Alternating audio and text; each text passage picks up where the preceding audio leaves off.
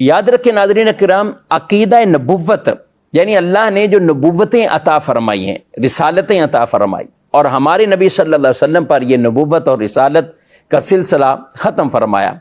اور آپ کو آخری نبی خاتم النبیین آپ کو بنا دیا۔ یہ جو اللہ نے نبوت اور رسالت یہ جو عطا فرمائی نا، قرآن میں جسے بیان فرمایا اللہ اعلم حیث یجعل رسالتہ،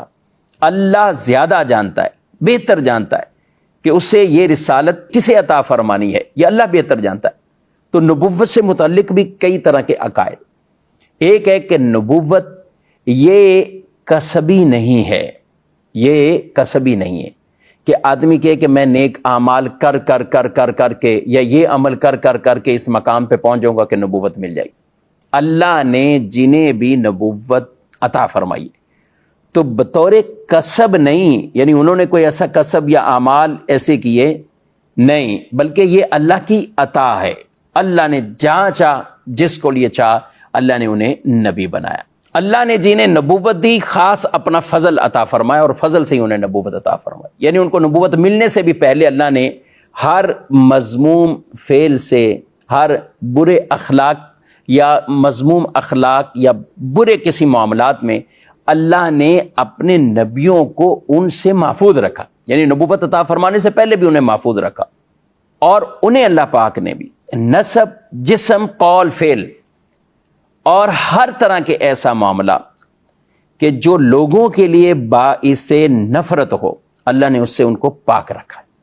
سبحان اللہ، یہ ہے اللہ کے پیارے نبیوں کی شان۔ اور اس نبی کو اللہ نے کامل عقل عطا فرمائی، یعنی کوئی بڑا سا بڑا کوئی فلسفی کیوں نہ ہو، کوئی حکیم کیوں نہ ہو،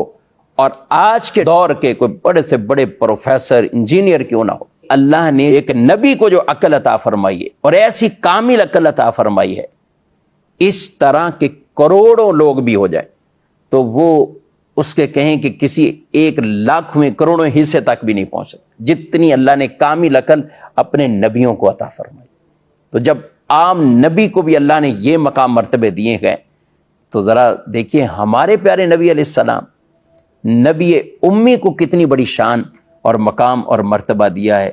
کہ جنہوں نے مخلوق سے بظاہر کسی سے پڑھا نہیں،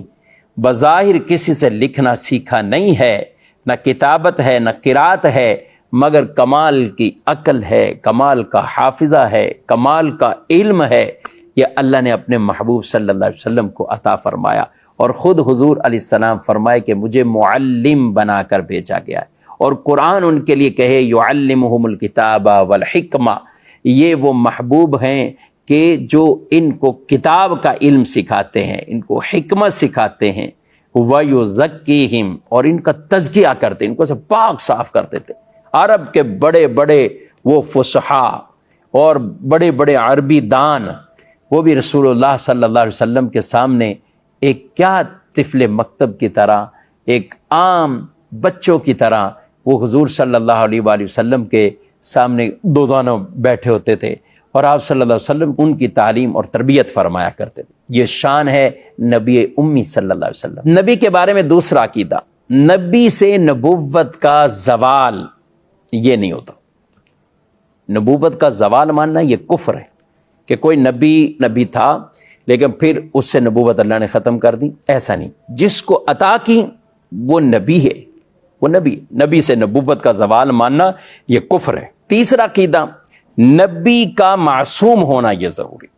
یعنی نبی کا معصوم ہونا، اللہ نے انہیں گناہوں سے پاک رکھا ہے، اور یہ عقیدہ معصوم کا ہمارا انبیاء کرام علیہ السلام اور فرشتوں کے حوالے تھے، اس کے علاوہ کوئی معصوم نہیں۔ ہاں، اللہ اپنی رحمت سے اپنے نیک بندوں کو، حضرات اولیاء کرام، حضرات صحابہ، حضرات اہل بیت اطہار رضی اللہ تعالی عنہم اجمعین، اپنی رحمت سے انہیں محفوظ فرماتا،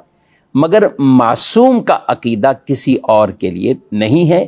معصوم انبیاء ہیں اور معصوم فرشتے ہیں، ان کے علاوہ معصوم کوئی نہیں۔ تو یہ خاصہ ہے نبیوں کا اور یہ فرشتوں کا، اور اللہ پاک نے اپنے نبیوں کو شرک سے، کفر سے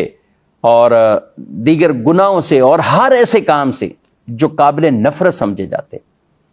اللہ نے ان سے اپنے نبیوں کو پاک صاف رکھا ہے۔ یعنی نبوت سے پہلے بھی ان کی جو زندگیاں ہیں وہ ایسی گزری ہیں،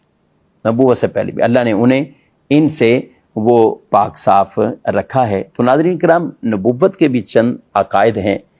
جیسے یہ چند چیزیں میں نے بیان کی، تو یہ نبیوں کے بارے میں، یہ سارے نبیوں کے بارے میں یہ عقائد ہیں، اور ہمارے پیارے نبی صلی اللہ علیہ وسلم جن کی شان سب سے افضل ہے، سب سے اعلیٰ ہے، تو اللہ نے جب نبیوں کو اتنے کمالات عطا فرمائے تو امام الانبیاء کو کتنے کمالات عطا فرمائے، ان کو کیسی عقل مبارک عطا فرمائی، ان کو کیسی فہم اور فراست عطا فرمائی، ان کو کیسا علم غیب عطا فرمایا۔ تو اس لیے وہ معلم کائنات ہیں، وہ